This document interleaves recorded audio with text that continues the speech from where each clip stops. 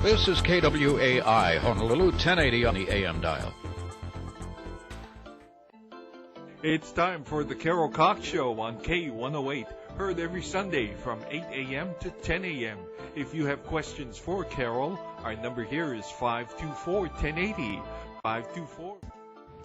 Okay, welcome back to the Carroll Cox Show, the second half. And as I promised, I have Dr. Terry Shintani in the studio with us, and also Dr. Sandra Michaels, as she was on an earlier segment. And I'm excited. I don't know if you know this, that we hear Dr. Shintani's name in various arenas with on diets and the Y&I diet, and you were at the Zippies, right. And you also have a show here at 8 o'clock. Right, tonight, on Sunday evenings. Sunday evenings, right. At 10:80 a.m., and always good information. I listen, and anytime I can get free medical. Right, exactly. Right. I'm willing. Right, I'm not going to take issue with government giving me free or anybody giving me free good medical advice. So I encourage you to listen in on Dr. Shintani's show. And what is the actual title? It's called Healing in You. Mm-hmm. It's actually Healing in You, and we have healinginu.com, is the oldest running health talk show in Hawaii. Mm-hmm. It actually dates back to right around 1980, and it's been continuously running since that time. Mm-hmm. So 8 o'clock Sunday evenings on AM 1080. And you founded the innovative center there at UH, the medical. Well, I was one of the founding members of mm-hmm. the Department of Complementary Alternative Medicine mm-hmm. Wellness Center. Mm-hmm. We started that at the medical school, some years ago now, mm-hmm. And it actually is a testament to the forward thinking of our medical school. That we are one of the few medical schools that has a Department of Complementary and Alternative Medicine. Mm-hmm. A lot of the other schools will have programs, but mm-hmm. we actually have a Department of Complementary and Alternative Medicine, and we actually have a wellness center there where we have physicians and practitioners who are double, triple, quadruple trained. Everyone there is trained in one conventional modality and at least one what might be called alternative modality. Mm-hmm. So that's one of the projects I'm involved with. And I noticed that Dr. Michaels' program, you've incorporated that and working quite well with her, and so that's a great commentary right. in both parts. Yeah, one of the things that I've done is for some years. I have had a separate nonprofit organization mm-hmm. called the Hawaii Health Foundation, which is the nonprofit organization that produces the Healing in You radio show. Mm-hmm. But we also produce my 10-day disease reversal program, and we now have an office at Kukui Plaza where we, as part of our program, our 10-day health program, we've incorporated Dr. Michael's energy enhancement system. We actually have a classroom there where we teach a lot of our classes on whole person health, but the classroom is outfitted with the system so that becomes a scalar wave chamber, mm-hmm. and people can actually, it's like getting massage therapy, mm-hmm. but for every cell in the body, and people can avail themselves of that at our wellness center. Now, if you could hold that thought. Okay, go get a pencil and a piece of paper and write this number down. We'll give you about 15 seconds to do that. And, mm-hmm. and how do they contact you or your organization and Dr. Michaels for this participation? We actually have periodic free seminars mm-hmm. where people can actually sit in the technology while we explain what it is. So they are actually getting a $50 value free mm-hmm. session in the scalar chamber.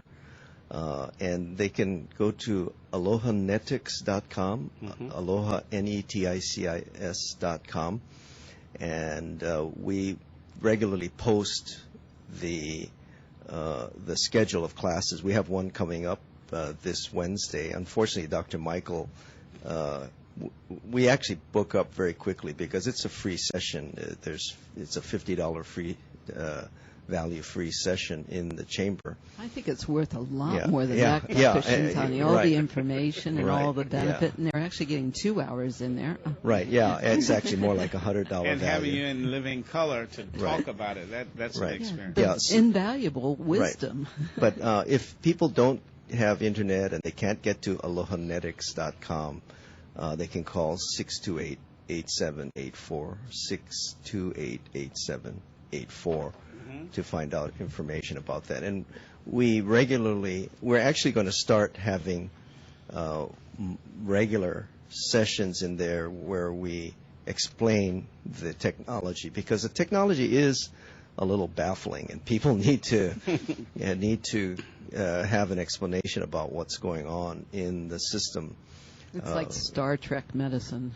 Yeah, I mean, if everything works the way it looks like it works, that may be truer than you think. It's really there are a lot of surprising results with the system. I mean, there's evidence that it's better than a lot of things that are now being used, like didn't you say you had some results that seem to be better than hyperbaric? And it's the ultimate oxygen therapy because it releases the oxygen from within. Right, but then you're not under this high pressure. There's evidence it works like the pulsed electromagnetic frequency. There's evidence that there's actually physiologic evidence that it may have the effect of an antidepressant. So people who have depressive symptoms may want to try this. And that comes on the heels, by the way, of last year. As you know, because of my radio show, I report a lot of health news.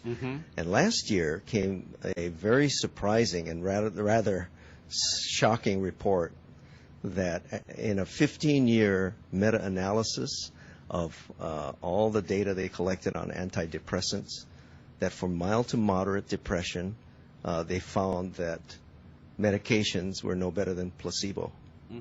And you have to understand, antidepressant medications is a multi-billion-dollar industry. Many people are taking Prozacs and so many of the antidepressant medications. But the side effects are like right. Not only the side effect, don't you see these TV commercials? I would laugh if it wasn't so terrible, but they would say, they'd show people with depression and they say, but if you take our medication, they have to play this nice music and they have birds chirping and everything. And then at the end they say side effects include this is suicide and death. And you go, wait a minute, why would I want to take that? Yeah. Now, what I failed to do is tell the listeners out there, and this is, you are a living legend, has been acknowledged as a living treasure. Treasure. Yeah. Not legend. Well, you're a legend too, but a living treasure. Yeah, that's a formal designation. Formal designation, and that's because of your work and the efforts that you put forth. I think it was because I've done work in various areas. I spent most of my career in Waianae with the Native Hawaiian community. I've spent virtually all my career helping people who are underserved. I've spent some time in Waimanalo, but I've also gotten into the commercial area where I started the Zippy's cuisine, the Shintani cuisine at Zippy's. That program served, I think, if you estimated it, something around 900,000 no cholesterol, low-fat meals to the general public, and all of the royalties went into the nonprofit. So I didn't make a penny on it personally. Yeah, I want to say too, one of your big contributions is actually a bulletproof study on reversing diabetes with diet. Right. And getting the Native Hawaiians back to their indigenous diet. Right, and I published papers, so I got into the academic field. I published papers on disease reversal, reversing diabetes, reversing hypertension, reversing high cholesterol. And as you might know, I'm also an attorney. And I'm an inactive attorney, but I use my law background to get the law that, so to speak, legalized Native Hawaiian healing arts in Hawaii. So I think they looked at the whole body of work because I've worked in so many, and I've actually helped people with environmental issues, water rights, because I look at growing of taro not just as food but as medicine for the ailing Native Hawaiian community. Yeah. Now, is it true that you, the creator of the Zippy's tofu burger? No, no, I didn't create that. Or did you? What we had there was we had 13 entrees that had no cholesterol, that were all low fat, didn't have any chemicals in it, and they rotated it at Zippy's, and they actually offered it in their deli. And it was things like vegetarian stew. They had burritos. They had jambalaya. They had, for the Japanese, they had nishime with, again, all of it was low fat, no cholesterol. They had a wide variety. They had soups. They had, we even had some dessert items. So that people could have a variety of things to do, and for me, and since one of your focuses is environmental, part of the way I've always looked at our health crisis that we have, obesity crisis and health crisis, is we live in a toxic food environment. It's because everywhere you turn, you got junk food right at your fingertips. I remember when I was a kid in Hawaii, you could count the number of fast food places. There was Scotty's, there was the Mina Bird, there was Chunky's, way back when. But you could count them, maybe on one hand. Now, instead of 4 on the island, there's 4 on every corner. You have Jack in the Box, Burger King, McDonald's, Kentucky. But we have our favorite fast food here on the islands for a Big Mac attack, the macadamia nuts. Right, right. You can do that instead. But the point I'm trying to make is that we now live in a very toxic food environment because we have so much junk food and it's so easy to get. And you walk into a store, 80% of it is it's not food anymore. Maybe 85% is not food anymore. Food products, the things derived from food, but they're no longer food. The only place you find real food is in the produce and the whole grain section, and the bean section, and that's about it. And everything else is food products. And when you start grinding things up and separating it out and refining it and adding chemicals to it, you can't possibly get the right kind of nutrients in you to support the best possible health. And what I've done in my programs is I've just reversed it all. I've taken all of that junk out of their food system, and I show people how to eat whole, unprocessed food. And I track their blood sugars and their cholesterols and their blood pressures and so forth. And in just 10 days, people are just shocked that we can lower their cholesterol by 40, 50 points. We can lower their blood pressure by some people have running high blood pressures. They're on 3-4 medications. Within 10 days, for a lot of them, we have to take them off their medicine because their pressure becomes so good that their medication becomes dangerous. And this is done by diet. Diet and lifestyle, right. And that's the program that I've been running for, many years now. Now, this program, the Scalar Chamber, that's an adjunct to that. You're wetting them up. Right, because the diet will work on your fundamental issues. But the Scalar Chamber will do things like, make you feel a little more energy, but it'll also help. It seems to help with inflammation. Some people report joint pains disappearing, back pains disappearing. there's actually some mysterious effects going on. There's actually evidence that circulation improves. We actually do high-resolution blood imaging, and you can see the clumping of blood cells, which most people have, within an hour disappears, and so the viscosity of the blood decreases. And it's really interesting. You'll see the cells separating. So the implication is that circulation will be better, and if the cells all separate rather than just clumping together, oxygen delivery is going to be better. So all of your organs will function better under those conditions. Good morning, caller. You have a comment, a question for the doctors? Yes, quick comment basically is I want to thank bringing Dr. Shintani on and the other guest that was there. Dr. Michaels? You know, of the recent publicity on this pink slime, you know, that's in our school systems, yeah? Right. It's a real sin because they make all kind of references, but I didn't see any reference whether this particular solution had any nutritional value at all. It seems to be that's not a big concern. And I'd like for Dr. Shintani, if it's possible for him, to make a comment on that. Thank you. Thank you. I'll listen. All right. Thank you.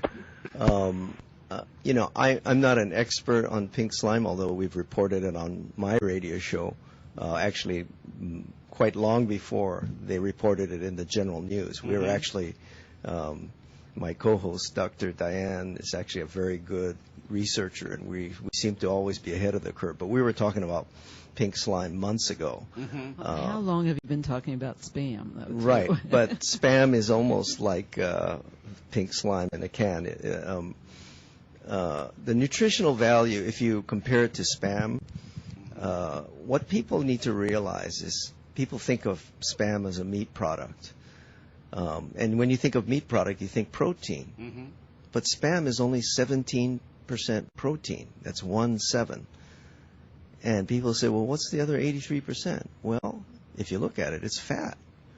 And if you look at, and it's largely the wrong kind of fat. It's lots of saturated fat. And then you have chemicals in there, and you've got preservatives in there. And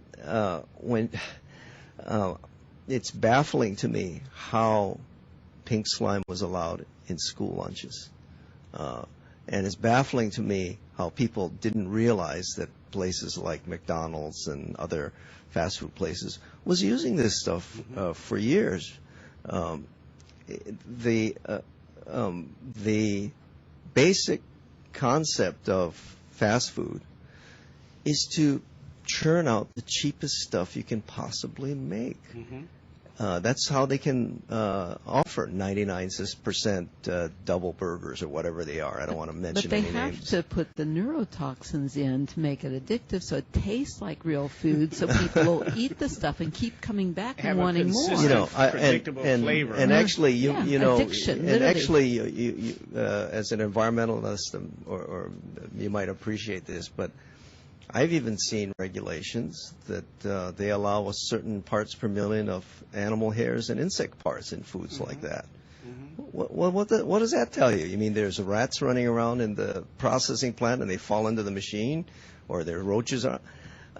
People need to realize what they're getting when they eat things like this, and it's shocking to me that the government doesn't require better reporting of all this, and then they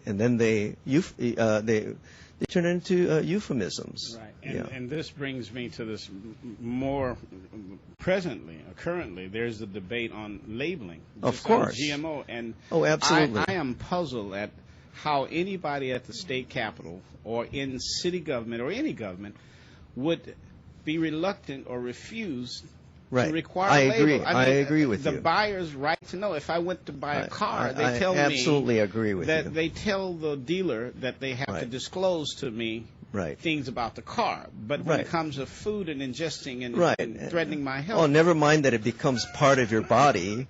Roundup Ready. It's Agent Orange in your gut. Right. Well, but the thing is here's the thing that's puzzling to me.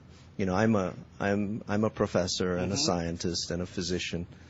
The American Academy of Environmental Medicine has already come out with, and this is the whole body of the best scientists in the world in the field of environmental medicine have come out with a statement saying that there should be a moratorium on GMO foods. I mean, a moratorium. They should stop it right now until they have better long-term studies. And the reason for that is I saw an editorial the other day saying, they're just claiming religious or spiritual reasons why they don't want their food altered. Baloney, it's not just spiritual reasons. Right. The best scientists in the world have said we shouldn't be doing this. Right. And the government, what they'll do is they'll form another agency and give a quasi-approval based on that. But the reality is the best unbiased scientists say we should stop this because of the potential danger. There are studies that show that there's organ damage in animals that eat the stuff. When they dissect the animals, they look healthy on the outside and then they just drop dead. When they open them up, they find that the intestines are shredded. Right, yeah, and the other issue was I think we mentioned about the bees. Where are the bees in Hawaii? And what do bees eat? They eat pollen, and if it's GMO pollen, who knows what that does to the intestine or the health of the bees. Maybe their immune system drops, and then those little mites can get to them. We don't. The point is, we don't know, and if we don't know, and because the potential effect is catastrophic, then the burden is on the other side to prove that it's not causing harm. Right. Or rather than saying, well, where's your proof? My view is, where's your proof that it doesn't cause the harm? We've already set forth a prima facie case that this could cause major harm. It could be catastrophic in the future. And the government seems to be taking a blind eye to that and not even allowing labeling. Well, one of the things that I noticed, our government here in the state of Hawaii has become green. It's greener now. I don't know if you're aware of that. The government is. They'll take green money from anybody. Monsanto, they'll take green money from anybody. And that's what the problem is. I think they misunderstood. Someone says, hey, let's go green. Yeah, and anyway, I'm sorry. That's what you get when you get a guy like me mixed with doctors. But for me, I think it's shocking that the best scientists in the world come out with an opinion of that kind, and the government completely ignores it.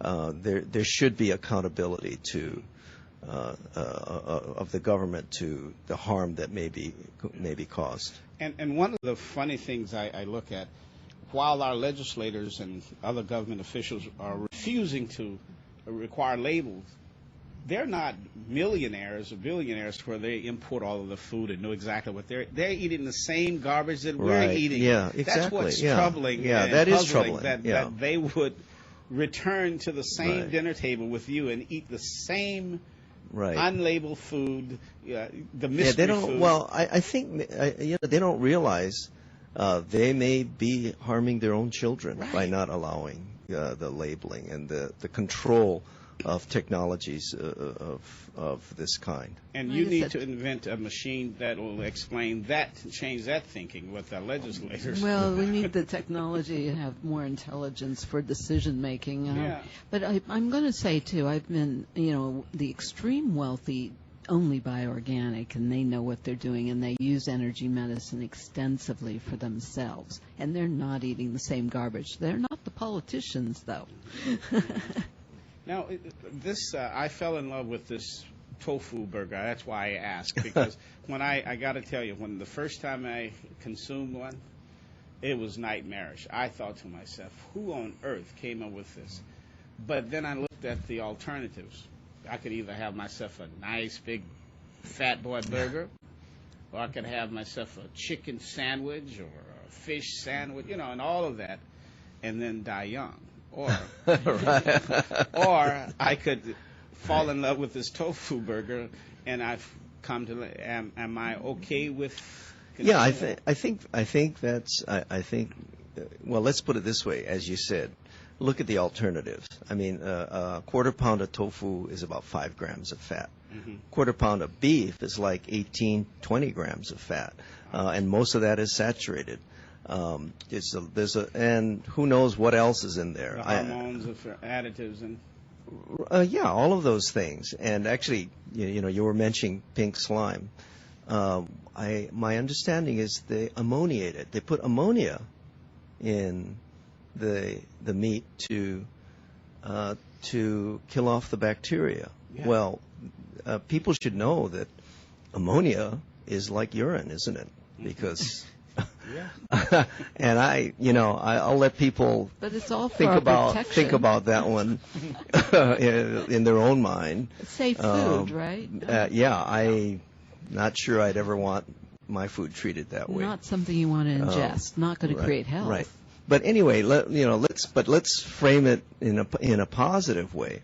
If we would all support our local organic farmers, if we would all vote, I think you were saying earlier, voting with your dollars in favor of natural, local, organic foods, if we would stop consuming all the junk, the processed foods, we have everything to gain. Our own health will. Out there and tried. And again, this is a Carroll Cox show. I will post this show, the earlier show broadcasts, in about 15 minutes. You can find it at carrollcox.com. Thank you and aloha. Thank you so much. Mahalo. I appreciate it. I appreciate you joining me. And if you have any questions, please feel free to call 524-1080. And I know that a lot of you were sharing with me a while back that you couldn't get the station well, but now things have picked up as we promised, and the management has done quite a good job here and getting it out there, and it's clear. And if any of you are still having problems, give us a call and let me know. You can call me at 782-6627. I'd like to hear from you, but as I travel around the islands and from the other islands, I'm hearing that it's coming in quite clear. So again, thank all of you for joining and listening in, and we're up to any ideas you have. And remember, you can have a show here too if you like, right here at KWAI. I think it's quite reasonable, and you should try it. Thank you for tuning in to the Carroll Cox Show, heard every Sunday mornings from 8 a.m. to 10 a.m. right here on K108. Tune in again next time for the Carroll Cox Show, right here at KWAI Honolulu.